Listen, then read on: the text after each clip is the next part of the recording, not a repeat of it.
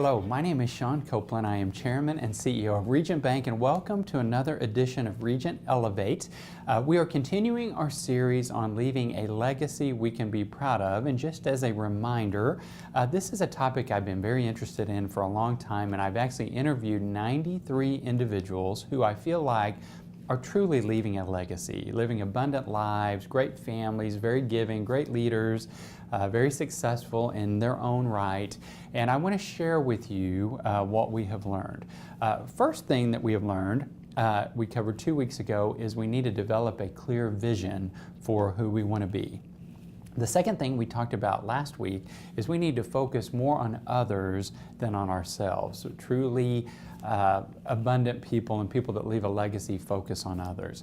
Today, I want to talk about the concept of giving our best effort at everything that we do. And again, I would like to share a brief story with you to talk about this.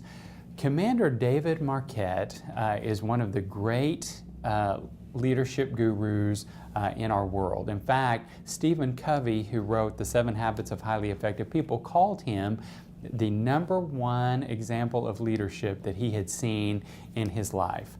But Commander Marquette has a fascinating story that I want to share with you prior to his becoming this great leadership guru.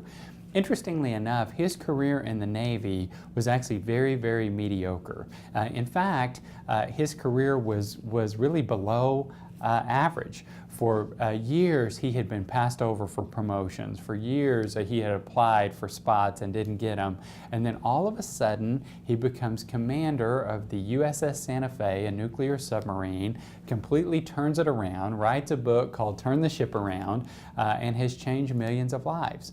How do you have that change? I had the opportunity to ask him this many years ago at a speaking event, and I want to share with you what he told me. His father was on the verge of passing away, and all of the family had been called to Nebraska to the hospital, and he flew back home and everybody's around, and he said there was this moment that he and his dad were all alone in the hospital room. And his father asked David to come a little bit closer. He wanted to tell him something before he inevitably passed on. As David pulled closer, his father said, "David, I want you to do a favor for me. Please don't end up like me." And Commander Marquette couldn't understand why he would say that. He said, "Dad, you were a good dad. You provided for us." He said, "You were a good father." He didn't have the greatest relationship with his father, but it wasn't terrible either. He said, "Well, why would you say that?" And his father said, "David, my whole life, I've done the bare minimum." He said, "I didn't really contribute to you kids' lives. Your mother really raised you. I did the bare minimum at work. I got there as late as I could, left as early as I could, did minimum work, whatever it took to not be fired.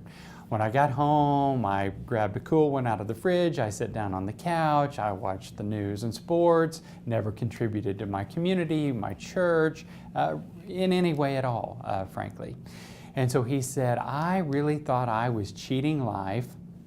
But as I look back on my life, I now realize that I am the one that was cheated because I did not contribute, and I regret it, and I ask you to not turn out like me."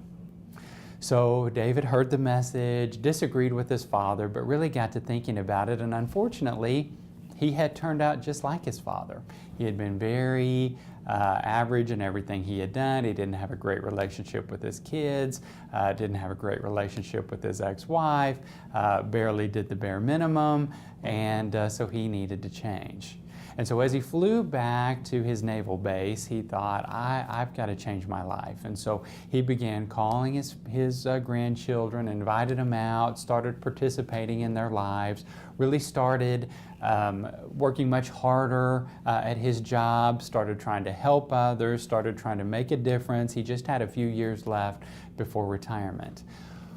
Well, the position for commander of the USS Santa Fe came up, and nobody wanted the job because it was the worst ship in all of the Navy, not only in terms of performance, but also in terms of morale. And whereas you and I may work at a bad corporate culture, I hope you don't, but if you do, at least you can go home at night.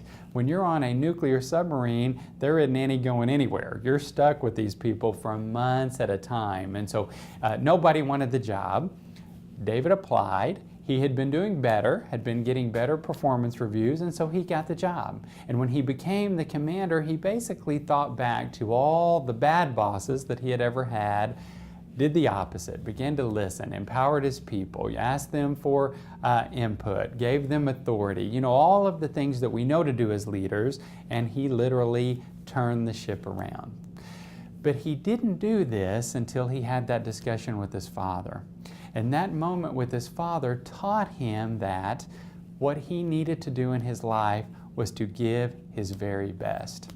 You and I can get into a habit of sleepwalking. We kind of go through the motions at work, go through the motions with our kids, with our families, in our extracurricular activities and the boards that we serve on.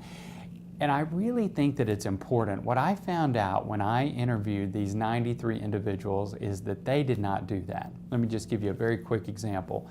John Stava, with Stava Construction Company here in town, was asked to chair the largest fundraiser for the Tulsa Zoo several years ago.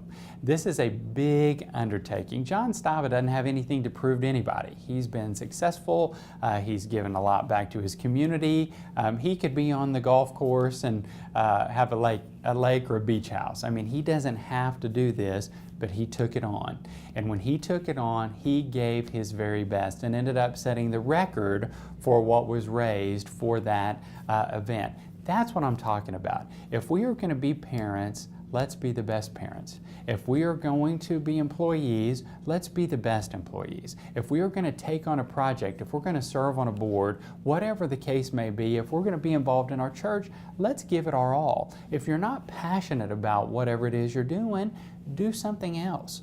But what I found is the third thing that separates our truly abundant people from the others is that they give their best effort at everything that they do. So thank you so much for joining us this week. Next week, we're going to talk about the importance of gratitude in creating our legacy. I think you'll really enjoy it. Have a wonderful week, and we'll talk to you next week.